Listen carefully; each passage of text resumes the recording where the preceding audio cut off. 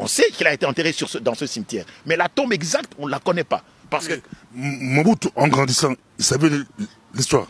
Mais Mobutu connaissait l'histoire, bien sûr.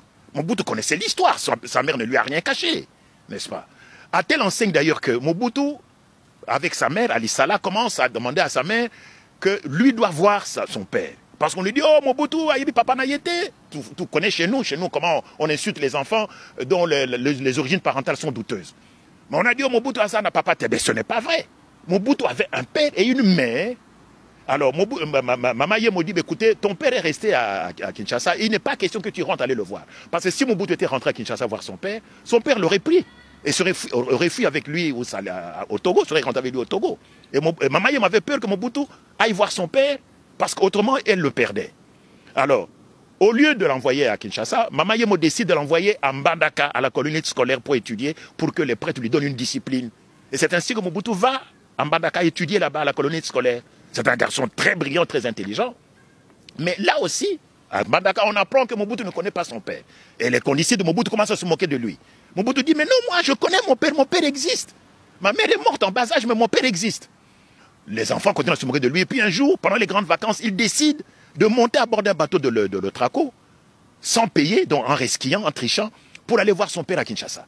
C'est ce que fait Mobutu. Il monte à bord d'un bateau, depuis Mbandaka, il descend jusqu'à Kinshasa, pendant les grandes vacances, pour chercher son père. Il arrive à Kinshasa, on lui dit, non monsieur, ton père est déjà mort. Papa est mort, oui, mais où se trouve sa tombe? Les gens disent, on connaît seulement le cimetière où il a été enterré. Mais l'endroit exact où se trouve sa tombe, personne ne connaît cet endroit. On sait plus ou moins là où il a été enterré, mais la tombe exacte, on ne la connaît pas. Donc après les grandes vacances, Mobutu rentre à la colonie scolaire, évidemment très triste puisqu'il n'a pas trouvé la tombe de son père, il n'a pas vu son père non plus, puisqu'il est déjà mort. Et là, la nouvelle arrive chez les prêtres de la colonie scolaire que Mobutu est parti à Kinshasa, sans permission. Les prêtres ont peur que ce garçon qui a triché à bord d'un bateau, qui est parti à Kinshasa sans payer le billet, ne vienne ici contaminer les autres enfants avec les mauvaises habitudes des garçons de Kinshasa. Et qu'est-ce qu'on fait? On renvoie Mobutu de l'école. Il rentre à l'Issala chez sa mère. Et là, il commence de nouveau à tourmenter sa mère. Sa mère lui dit, écoutez, je t'ai envoyé à Mbandaka pour étudier. Tu as fui Mbandaka pour aller à Kinshasa chercher ton père. Ton père est mort. Tu n'as pas retrouvé sa tombe. Qu'est-ce que vous voulez que je fasse? Mais l'enfant ne veut rien comprendre. Il continue à tourmenter sa mère, tant et si bien qu'à la fin, Mama Yemo décide de l'envoyer à l'armée pour qu'on lui donne une discipline militaire, puisque les prêtres n'ont pas su lui donner une discipline scolaire. Et c'est ainsi que Mobutu se retrouve à Kananga, à Luabo à l'époque, dans l'armée. Alors, la preuve de ce que je dis ici, c'est que les enfants de Mama Yemo était une chrétienne. Elle avait épousé Albéric Gbemani selon le rite chrétien. Elle était mariée religieusement avec Gbemani. Pour quelle raison les enfants de Mama Yemo portent le nom de Gbemani et pas Mobutu? C'est clair, ça c'est un. De deux, ça signifie que Gbemani, Albéric, n'était pas le père de Mobutu. Ça c'est un. De deux, comment expliquer que Mobutu n'ait pas retrouvé la tombe de son père? Si Mama Yemo était le mari du père de Mobutu, mais Mama Yemo aurait pu indiquer à Mobutu l'endroit où son père a été enterré. Mais quand Aodikpe, le père de Mobutu, meurt, Mama Yemo n'est pas là, personne ne sait. Et c'est pour cela que Mobutu n'a jamais su où son père a été enterré. Et dans le livre qu'il a écrit avec Remilleux, un journaliste français, Dignité pour l'Afrique, il le dit d'ailleurs. Mais il dit qu'il n'a pas retrouvé la tombe, il n'a jamais trouvé la tombe de son père.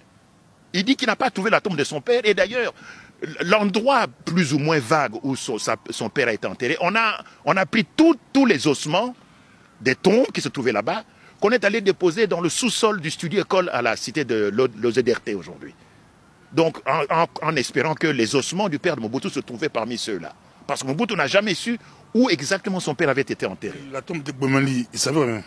Non, moi, l'histoire de Gbemani, je ne la connais pas, je la laisse à ceux qui... Quand Mobutu parle aux journalistes français, il parlait de Gbemani ou de... Non, il parle de son père, il ne cite pas le nom de Gbemani, parce que lui ne s'appelle pas Gbemani.